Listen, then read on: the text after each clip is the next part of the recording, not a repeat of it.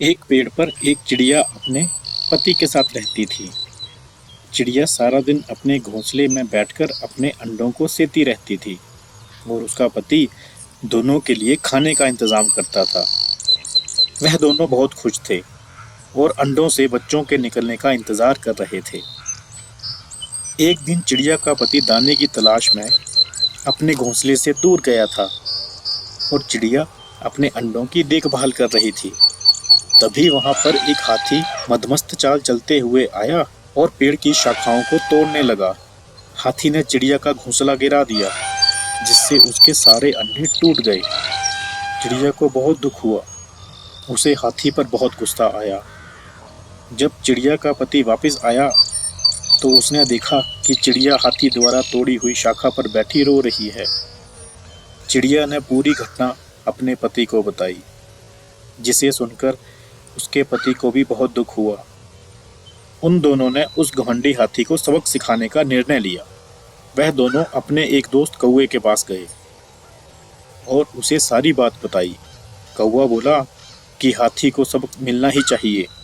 कौवे के दो दोस्त और थे, जिसमें से एक मधुमक्खी थी और एक मेंढक था। उन तीनों ने मिलकर हाथी को सबक सिखाने की योजना बनाई। अपनी योजना के तहत सबसे पहले मधुमक्खी ने हाथी के कान में गुनगुनाना शुरू किया। हाथी जब मधुमक्खी की आवाज में खो गया तो कौवे ने आकर हाथी की दोनों आंखें फोड़ दी। हाथी दर्द के मारे चिल्लाने लगा। तभी मेंढक अपने परिवार के साथ एक दलदल के पास टर्राने लगा। हाथी को लगा कि पास में कोई तालाब होगा। वह पानी पीना चाहता था, इसलिए वह दलदल में जाकर फंस गया और मर गया। इस तरह चिड़िया ने मधुमक्खी, कौवे और मेंढक की मदद से हाथी से बदला ले लिया। चांदनगर के पास एक जंगल था। वहां एक बड़ा सा बरगद का पेड़ था, जिस पर एक कौवा और एक कोयल रहते थे। एक रात उस जंगल में तेज आंधी चलने लगी। देखते ही देखते बारिश शुरू हो गई। कुछ ही देर में जंगल का जो भी था सब बर्बाद हो गया। अगले दिन कौवे और कोयल को अपनी भूख मिटाने के लिए कुछ भी नहीं मिला। तभी कौवे ने कोयल से कहा, हम इतने प्यार से इस जंगल में रहते हैं, लेकिन हमारे पास खाने के लिए कुछ भी नहीं है। तो क्यों ना जब मैं अंडा दूं तो तुम उसे खाकर अपनी भूख मिटाना, और जब तुम अंडा दो तो उसे खाकर मैं अपनी भूख मिटा लूंगा। कौवे की बात पर कोयल ने सहमति जताई। संयोग से सबसे पहले कौवे ने अंडा दिया, तो कोयल ने उसे खाकर अपनी भूख मिटा ली। फिर कुछ दिन बाद कोयल ने अंडा दिया। कौवा जैसे ही कोयल का अंडा खाने लगा तो कोयल ने उसे रोक दिया। कोयल ने कहा, तुम्हारी चोंच बहुत गंदी है, तुम इसे धोकर आओ, फिर अंडा खाना। कौवा भागकर नदी के किनारे गया। उसने नदी से कहा, तुम मुझे पानी दो, मैं अपनी चोंच धोकर कोयल का अंडा खाऊंगा। नदी बोली, ठीक है, पानी के लिए तुम एक बर्तन लेके आओ। अब कौवा जल्दी से कुम्हार के पास गया। उसने कुम्हार से कहा, तुम मुझे घड़ा दो, उसमें मैं पानी भरकर अपनी चोंच धोऊंगा और फिर कोयल का अंडा खाऊंगा। तुम मुझे मिट्टी ला कर दो, मैं उससे तुम्हें बर्तन बनाकर देता हूँ। यह सुनते ही कौवा धरती माँ के पास गया और मिट्टी मांगने लगा। वह बोला, माँ मुझे मिट्टी दो, उससे मैं बर्तन बनाऊंगा। उस बर्तन में पानी भरकर अपनी चोंच साफ करूंगा और फिर भूख मिटाने के लिए कोयल का अंडा खाऊंगा।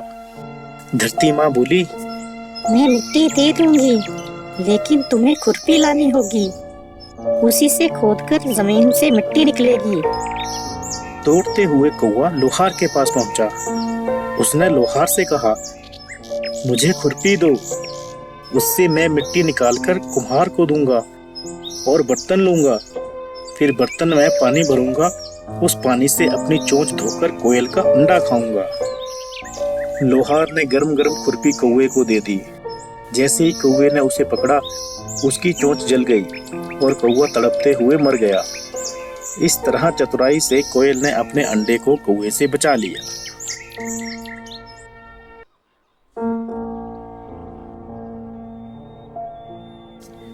एक जंगल में दो पक्के दोस्त रहते थे।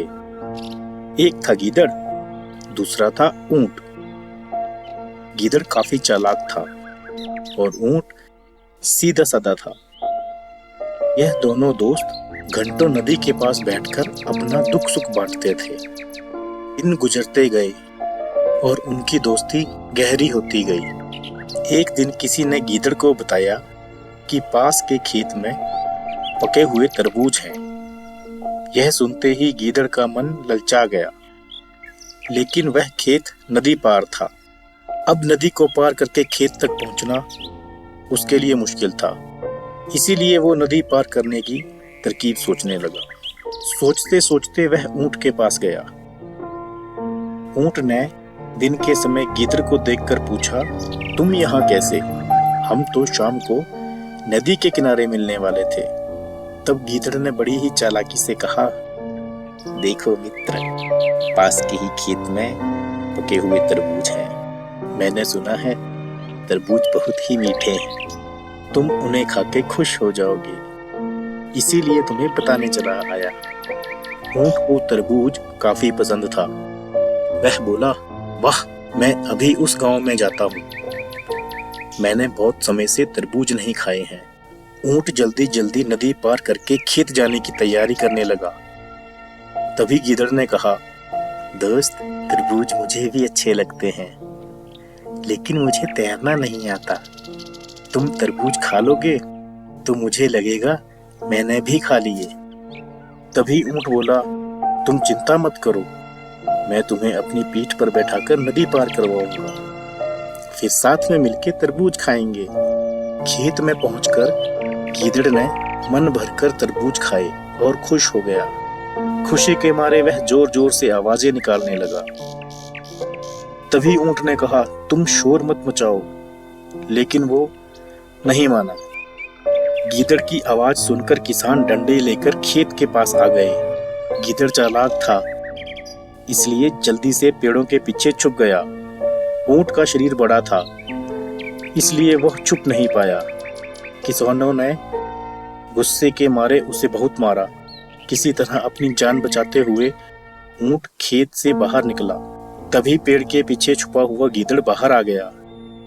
गीदड़ को देखकर ऊंट ने गुस्से में पूछा, तुम इस तरह क्यों चिल्ला रहे थे?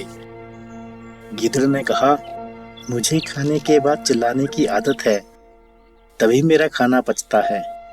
इस जवाब को सुनकर ऊंट को और गुस्सा आ गया। फिर भी वह चुपचाप नदी की ओर बढ़ने लगा।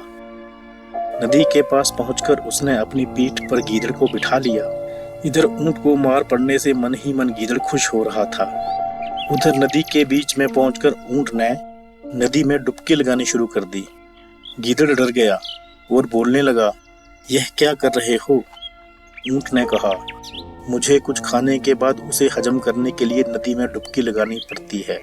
गीदड़ को समझ आ गया था कि ऊंट उसके किए का बदला ले रहा है। बहुत मुश्किल से गीदड़ पानी में से अपनी जान बचाकर नदी के किनारे पहुंचा। उस दिन के बाद से गीदड़ ने कभी भी ऊंट को परेशान करने की हिम्मत नहीं की।